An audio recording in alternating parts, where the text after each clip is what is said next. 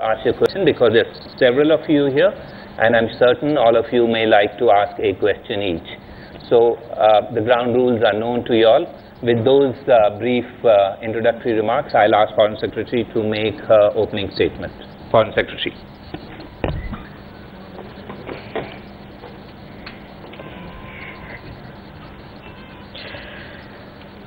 Prime Minister Narendra Modi today had good and substantive meetings with all 8 leaders who are visiting India.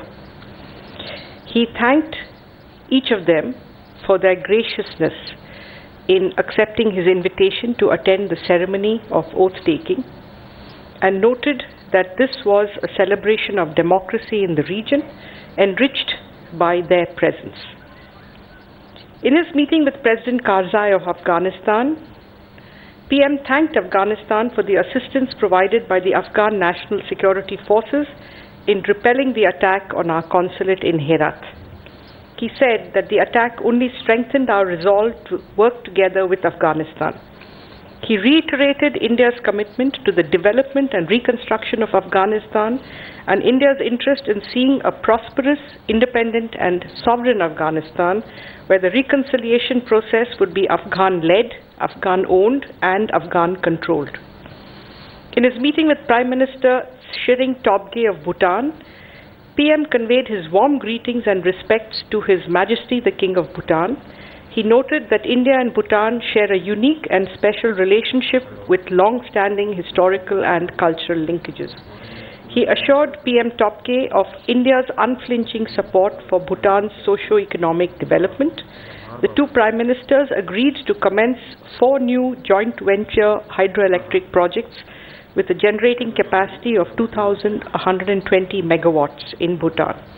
They affirmed their mutual security interests and agreed to closely coordinate and cooperate on issues relating to their national interest. Prime Minister conveyed to President Abdullah Yameen of Maldives the high importance attached by India to its relations with the Maldives and pledged to work towards further enhancing bilateral cooperation. Prime Minister noted that the 2 countries had a shared recognition that the security interests of both countries were interlinked and agreed that each side would continue to be sensitive to the concerns of the other on the issue and that their respective territories would not be allowed to be used by any quarter for any activity inimical to the other.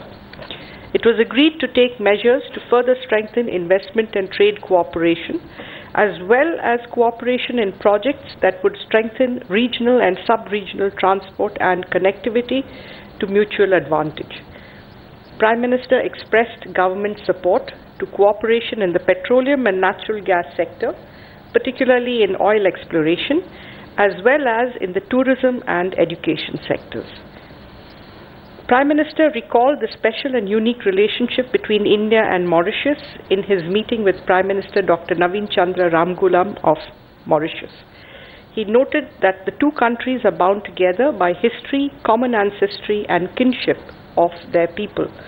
Both leaders agreed to further strengthen the relationship, especially economic cooperation and interactions in the field of maritime security, renewable energy and the blue economy, including development of related infrastructure. They also agreed to work together with all other member countries in further strengthening the Indian Ocean Rim Association. In his meeting with Prime Minister Sushil Koirala of Nepal, PM noted that Nepal was an old and deeply valued friend with whom India shared history, geography and ancient civilizational ties, and it was his earnest desire to visit Nepal this year. Prime Minister expressed his appreciation for the political progress achieved in Nepal and conveyed his sincere hope that the constitution would be adopted in the 1-year time frame that Nepal had set for itself. He expressed his determination to further strengthen connectivity and economic interlinkages between India and Nepal, including through projects for rail and road connectivity. PM stressed the importance of expediting implementation of these projects and particularly projects in the hydropower and transmission sectors. He thanked Nepal for the ongoing security cooperation between law enforcement